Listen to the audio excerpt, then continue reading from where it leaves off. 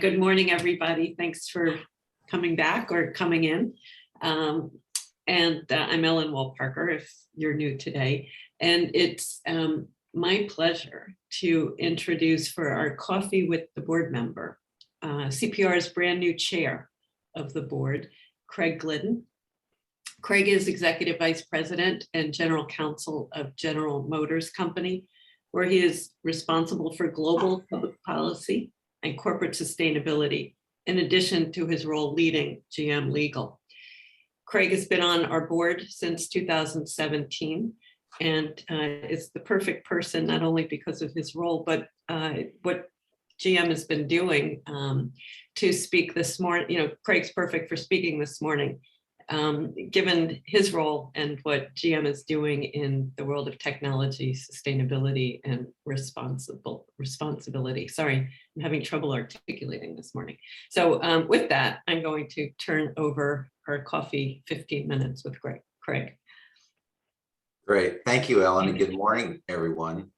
It's great to be with you. I'm obviously very honored to be chairing the CPR board. I've been a proud member of the CPR board, as Ellen said, since 2017. And the thing that, really resonates with me about CPR is the mission of CPR, which is less conflict, more purpose. And let's just repeat that again, less conflict, more purpose. If there isn't a mission statement that captures our times like that, I don't know what there is.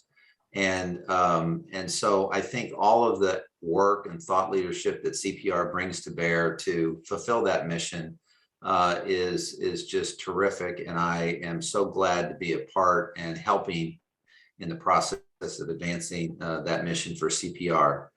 I also want to tie it to the mission of General Motors, because I think they come together nicely. The purpose of General Motors is to pioneer the innovations that move and connect people to what matters. And it's actually a recent articulation of the purpose statement. And we went back in our history and we looked at all of the innovations that have been created since the beginning of General Motors founding back in 1908. And actually the original charter of General Motors talked about electric vehicles, it talked about gas-powered vehicles, it talked about flying machines, it talked about all forms of transformation. And we're really living through an amazing time right now, where what we have largely known as being mechanical forms of transportation are being replaced by very high-tech software forms of transportation, enabled transportation.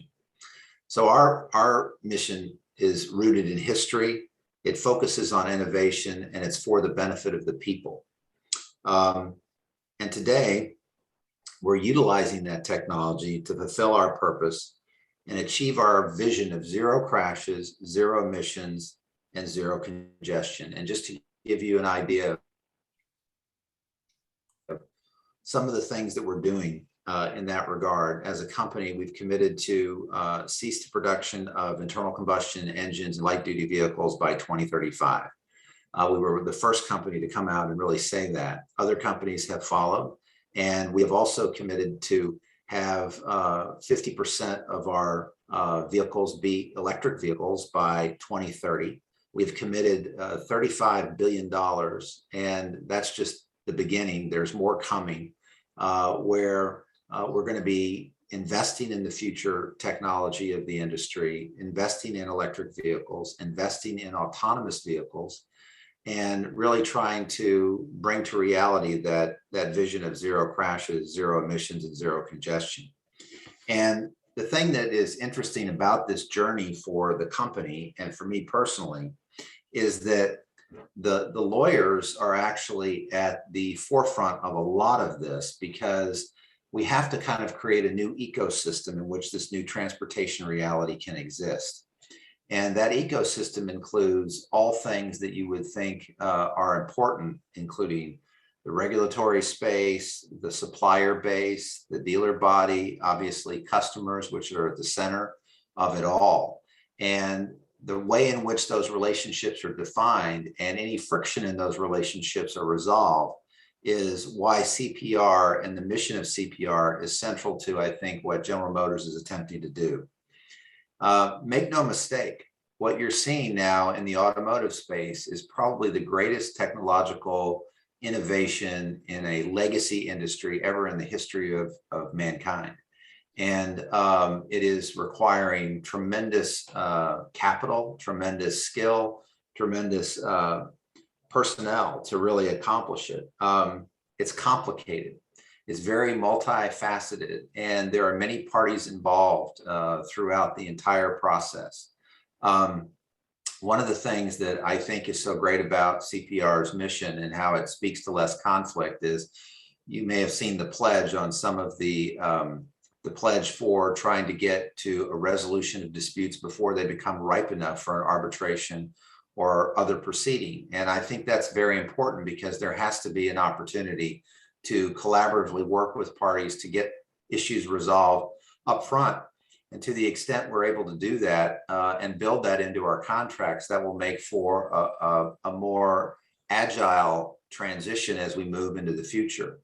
You know, I want to give you a little example of kind of something that you may not think about General Motors being affiliated with, but we're also a member of the Data and Trust Alliance. And the Data and Trust Alliance is a group of about 20 some odd companies, very large companies in the United States, all the way from Meta to Nike to Walmart and others, who are really focused on the fact that every enterprise, every industry, every enterprise in every industry has an obligation to be real stewards of data, the algorithms, and the artificial intelligence that is necessary to drive these. And so I think CPR, again, is representative of that notion of trust, because to the extent we can build these processes in for more seamless resolutions of dispute, we have more time to spend on realizing our purpose.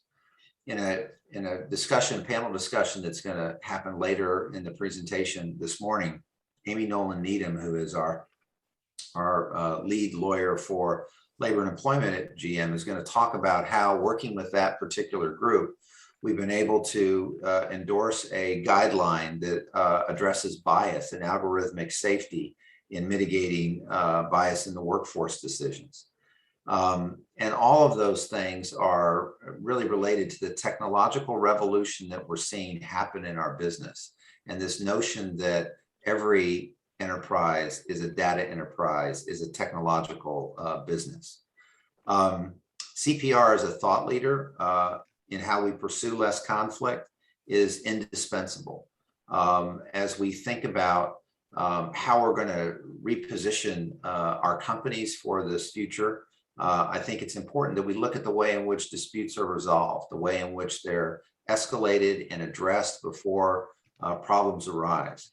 And I'll also give you an example of how alternative dispute resolution kind of comes up in the context of these new technologies. So we have a company in San Francisco called Cruise Automation. And Cruise is an autonomous vehicle company, and their sole purpose is to create an autonomous fleet of rideshare vehicles.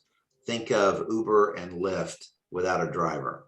That's what Cruise Automation is doing, and they're doing very successfully. In fact, we are offering rides to the public now in San Francisco during particular limited hours in which people can go from one point to another with no driver in the vehicle whatsoever. And it's pretty surreal when you get into an autonomous vehicle that drives through the city of San Francisco with no one in the driver's seat. But that's the level of technological accomplishment that Cruise has been able to achieve.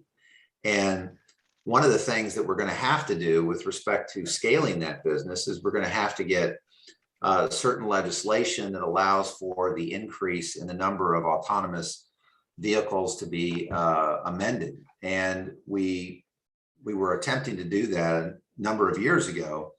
And it's interesting that the provision that actually tripped it up from being enacted was the arbitration provisions of the legislation.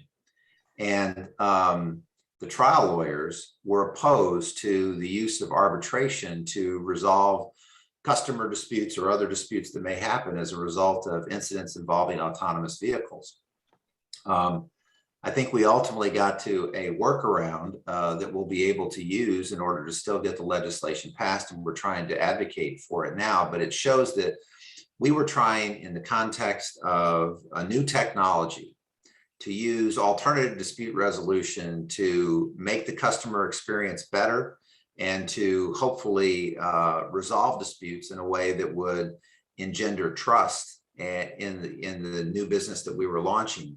And a lot of the old thinking represented by members of the bar who have made their money in a variety of ways, typically through personal injury lawsuits, were vehemently opposed.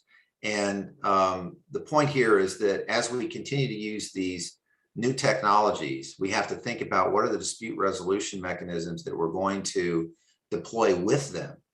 And then how is it we can create a case for these mechanisms to be viewed as trust enabling and as necessary in order to lead to a more, I think, technologically advanced and brighter tomorrow. So again, I think, you know, what I'm doing at General Motors is directly benefited by what CPR does from a dispute resolution perspective. I think the thought leadership is second to none. And I'm so glad that you've been able to participate in this meeting. I'm very grateful to Bruce Bird and Cindy Randall, and obviously Ellen, for all the great work in putting this terrific program on. But I think the genius of the program was in tying together technology and dispute resolution and looking at it from a variety of different facets, because we all, as lawyers and practitioners in this area, are going to be required to change the way we think about disputes as we roll out new technologies to customers and deal with suppliers and other folks in our particular value chain. So I think it's a very timely topic. And I don't know if there's any questions that are allowed. I have, I think, 2 minutes left on the clock. So Ellen, if you want to open it up for a couple minutes of questions, that'd be great. Absolutely. Please, this group is not usually shy. So either put it in the chat or raise your virtual hand and you'll rise to the top. We can see you.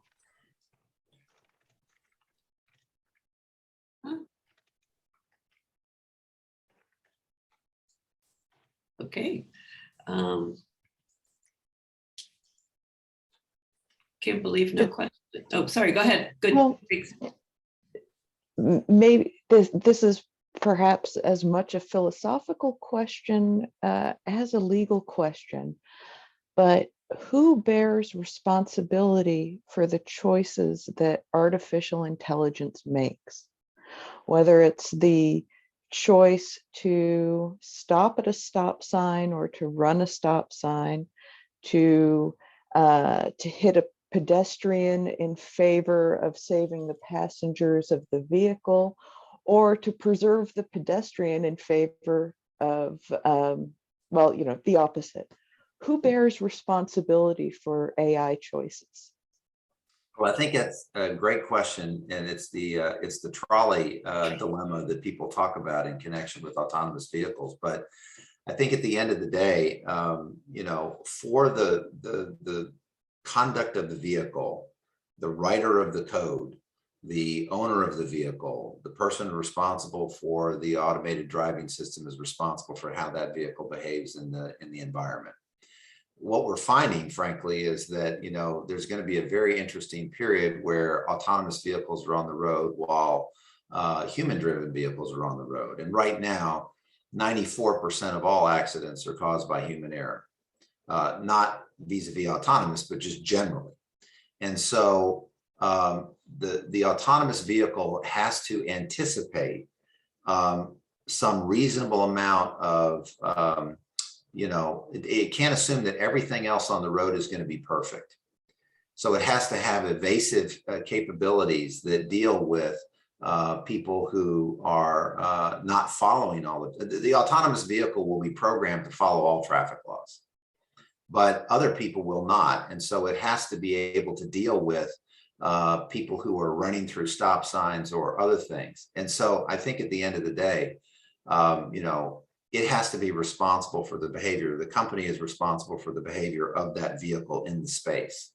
But there will also be other players, other actors in the field that are also going to be responsible. Here's the other interesting thing real quickly. With an autonomous vehicle, you have accident reconstruction in 360 degrees instantaneously. Wow. The sensor suite doesn't miss a thing. Wow. And so if you ask the question of who ran the stop sign, there will be data and tape that will show you exactly who ran the stop sign.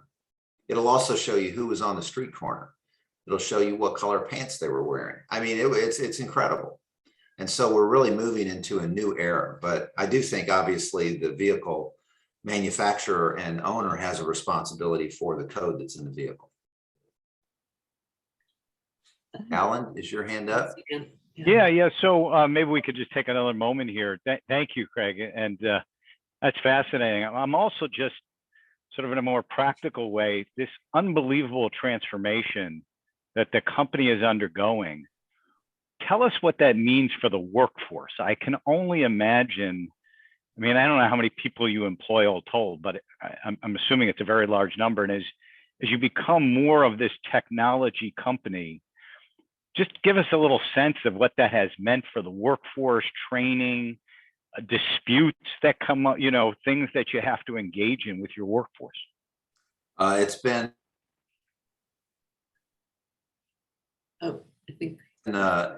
our fundamental premise is we're going to take everyone along. We're not going to leave anyone behind in the transition. So even if you happen to work on an internal combustion, even if you have to work on an internal combustion vehicle, we're going to ultimately transition you over to an electric vehicle. We're going to transition you to the future as well.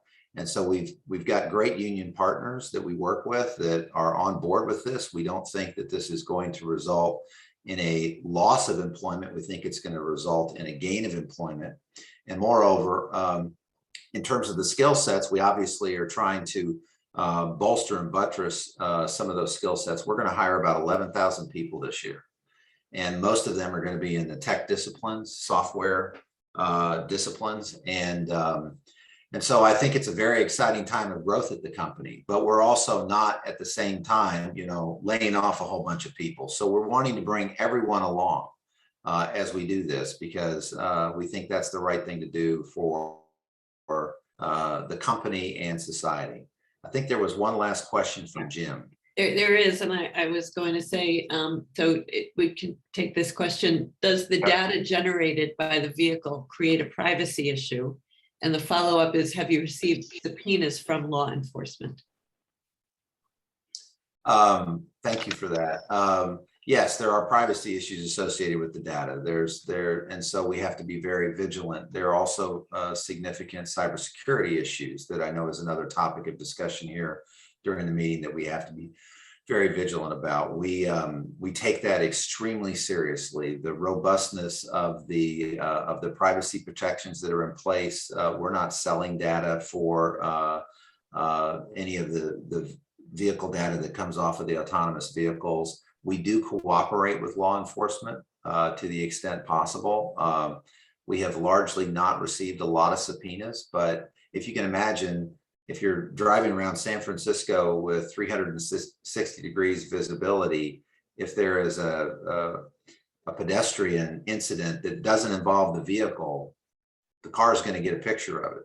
Mm-hmm. And so, law enforcement will certainly make some inquiries. And so we're very cooperative and think that, there's an opportunity, as long as we're not undermining anybody's reasonable expectation of privacy, of being cooperative.